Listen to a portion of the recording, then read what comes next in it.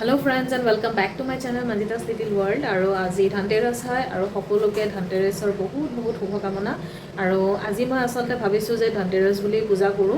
আগতে মই কেতিয়াও কিন্তু কৰি পোৱা নাই কিন্তু আজিকালি সকলোৱে সকলো ধৰণৰ উৎসৱ পালন কৰে গতিকে মই ভাবিছো যে ধনতেৰছ বুলি আমি পূজাখন কৰিব পাৰো সো মই ইউটিউবতে আসলতে নিয়মখিনি কেনেকৈ কৰে মই শিকি লৈছিলো অলপ চলপ তো হিটো হিচাপতে মই ট্ৰাই কৰিছো অকমান পূজাখন কৰিবৰ কাৰণে সো আপোনালোকে ভিডিওটো চাই থাকিব আৰু কেনেকৈ মই কৰিছো মই অলপ গোটেইখিনি মানে অলপ চলপকৈ দেখুৱাই দিম আৰু কেনেকৈ কি নিয়ম কৰিছো ইমানটো মই ভালকৈ পাৰফেক্টলি নাজানো কাৰণ মই ফাৰ্ষ্ট টাইমে কৰি আছো আহক তেতিয়াহ'লে মই কেনেকৈ পূজাখন ষ্টাৰ্ট কৰিছো কেনেকৈ গোটেইখিনি সজাইছো আপোনালোকেও চাওক পূজাখন সন্ধিয়াই কৰিব লাগে গতিকে মই সন্ধিয়া কৰিম বুলি আজি অফিচৰ পৰা অলপমান জলদি ওলাই আহিলো ধনতেৰছ বুলি আজি বহুত বেছি ভিৰ হৈছে ৰাস্তাবিলাকতো আৰু মানুহবিলাকে সকলোৱে কিবা কিবি কিনিছে তো ময়ো আহোঁতে আচলতে কিবা কিবি অলপ সৰু সুৰা বস্তু এনেও মই যোৱাকালি কিছুমান বজাৰ কৰি থৈছিলোঁ পূজাৰ কাৰণে আৰু কিন্তু আজি মই তথাপিও অলপ চলপ এটা দুটা বস্তু লৈছোঁ তো আহোঁতে তেনেকৈ 6টাই বাজিলে আৰু আহিয়ে মই বহুত দৌৰাদৌৰিকৈ ফ্ৰেছ হৈ লৈছোঁ এতিয়া ৰেডি হৈ গৈছোঁ পূজাখন কৰিবৰ কাৰণে তো আৰু লগতে এইটো এটা মানে কি জানো ওলাইছে বহুত বেয়া লগা হৈছে এইটো কাৰণে দেখিবৰ কাৰণে কেতিয়া ভাল হয় নাজানো আৰু এইটো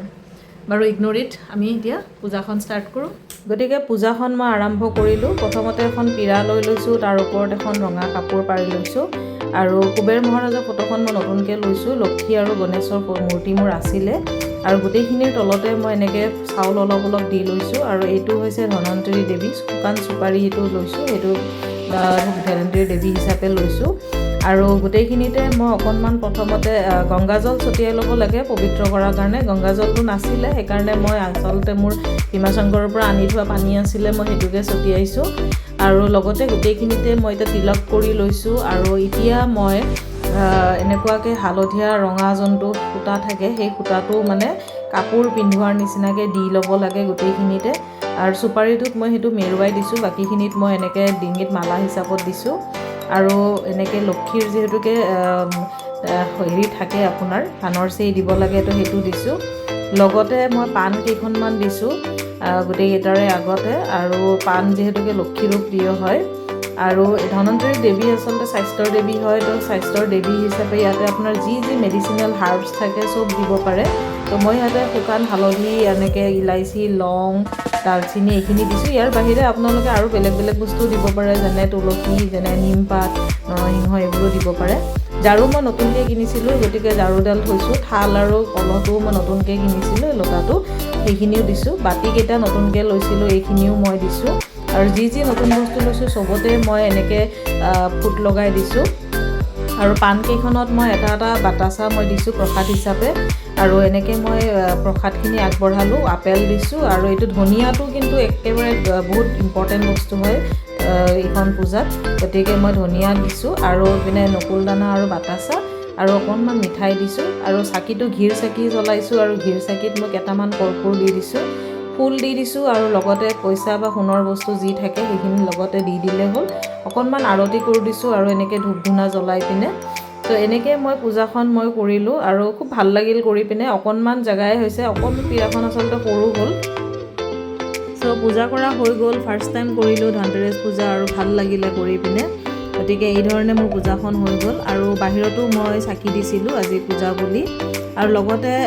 খিচিৰি আৰু অকণমান লাবৰা চব্জি বনাইছিলোঁ পূজা হিচাপে চ' এইখিনিও মোৰ বনোৱা হৈছে অলমষ্ট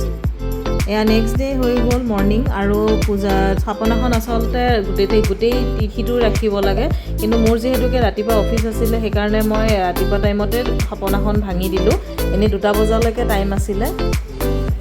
আৰু অফিচৰ পৰা ওলাই এতিয়া চাকি ল'ব আহিলোঁ ফেঞ্চি বজাৰত তো ইয়াৰ পৰা আমি চাকি ল'লোঁ আৰু লগতে মই ৰংগলীও ল'লোঁ ৰংগলী বনাবৰ কাৰণে আৰু তাৰপিছত আমি আহিলোঁ বম কিনিবৰ কাৰণে আৰু ইয়াতে হাজবেণ্ডে চাই আছিলে কি লওঁ চ' আমি এনেকৈ চিলেক্ট কৰিলোঁ কিবা কিবি অলপ ল'লোঁ ঘৰৰ কাৰণে আৰু আহিলোঁ ঘৰ আৰু ইয়াৰ পিছত এয়া দেখিলে কলগছ লৈছোঁ আৰু ইপিনে ফটকা লৈছোঁ আৰু ইপিনে শ্বৰ্টছ লৈছোঁ লগতে পপ বুলি এইটো ওলাইছিলে এইটো ফ্ল'ৰত মাৰি দিলে ধুনীয়াকৈ ফুটে আৰু এইটো হৈছে চুটফুট এইটোও ফুটাব ভাল হয় চ' এইটো এটা ল'লোঁ আৰু এইটো আপোনাৰ জলকীয়া বমৰ নিচিনাই হয় আৰু এইটো ফুলজাৰি ল'লোঁ তাৰপিছত ইপিনে চকৰি ল'লোঁ এইটো কালাৰিং হয় কালাৰিং চকৰি চ' এইখিনি আনিলোঁ বম আৰু ইয়াৰ পিছত এতিয়া দেৱালীৰ দিন আহি গ'ল আৰু দেৱালীৰ দিনাখন মই এনেকৈ চাকিবোৰ গোটেইখিনি ধুই লৈ ৰেডি কৰি ল'লোঁ তেল চেল দি পিনে ধুনীয়াকৈ হিহাবোৰ দি ৰেডি কৰি ল'লোঁ পটাপট কাৰণ সন্ধিয়া আজিকালি সোনকালে হৈ যায়, তো পটাপট দিবৰ কাৰণে ৰেডি কৰিলোঁ, দুইটাই মিলি পিনে জ্বলালোঁ চাকিখিনি। চ' বাহিৰত এনেকৈ চাকিবোৰ দিলোঁ আৰু গেটতো দিলোঁ, বাহিৰতো দিলোঁ, তেনেকৈ এইখিনি দিয়া হৈ গ'ল। আৰু লগতে মই অকণমান ৰেডিমেড চাকিও আনিছিলোঁ। ৰেডিমেড চাকিটো এইবাৰ মানে মই ইমান ভাল পাইছোঁ, এইটো মানে দেখিব পৰা অৰিজিনেল চাকিৰ নিচিনা আৰু পানী দিলেই জ্বলে, তেলৰ খৰচো নহয়, গতিকে মই এইখিনিও আনিলোঁ, 2 পেকেট আনিছিলোঁ এইটো চাকি মই। চ' এইখিনিও লগালোঁ আৰু চাকিখিনি মই আগতে দি ল'লোঁ কাৰণ সন্ধিয়া হৈ গৈছিলে, আন্ধাৰ হৈছিলে, আৰু তাৰপিছতহে মই আচলতে ৰংগলীটো বনালোঁ। ৰংগলীটো দিনত বনাব সময়ে নহ'ল মোৰ, গতিকে পটাপট ৰংগলীটো বনাই ল'লোঁ। ইউটিউবৰ পৰা চাই লৈছিলোঁ এটা চিম্পল চাই ডিজাইন, বেছি টাইম যাতে নালাগে, সেইকাৰণে এইটোকে বনাই ল'লোঁ মই। তো ৰংগলীটো বনাই উঠি পিনে ইয়াতেও মই চাকি দিলোঁ ৰংগলীটোত, আৰু কেইখনমান ফটোও উঠিলোঁ ইয়াতে লগতে, ৰংগলীৰ লগতে আমি দুইটাই। আৰু এয়া হৈছে বাহিৰখন, মই দৰ্জাটো এনেকৈ লাইট লগাইছোঁ, আৰু লাইটৰ ওপৰত এটা শ্বৰ্ট ভিডিঅ' মই দিছিলোঁ যদি আপোনালোকে চাইছে। চ' এয়া আমাৰ ৰংগলী বনোৱা হৈ যোৱাৰ পিছত, চাকি দিয়া হৈ যোৱাৰ পিছত, এতিয়া ভাবিলোঁ অকণমান বম ফুটাওঁ, গতিকে দুইটাই মিলি পিনে বম ফুটাব আহিলোঁ। কলগছ জ্বলালোঁ, আমি ফুলজাৰি জ্বলালোঁ, চকৰি জ্বলালোঁ, বমো ফুটালোঁ, গোটেইখিনি কৰিলোঁ। চ' এনেকৈ খুব ভাল লাগিলে সন্ধিয়াটো, দিৱালীৰ প্ৰথম দিনটো খুব ধুনীয়াকেই গ'ল। আৰু বতৰটো যদিও অলপ বেয়া আছিলে, পিছে সন্ধিয়া ইমান বেয়া নকৰিলে, গতিকে আজিৰ দিনটো ভালদৰেই গ'ল। গতিকে ভিডিঅ'টো চাই কেনেকুৱা পালে জনাব, আৰু লাইক, শ্বেয়াৰ আৰু ছাবস্ক্ৰাইব কৰিব নাপাহৰিব। আজিলৈকে বাই বাই।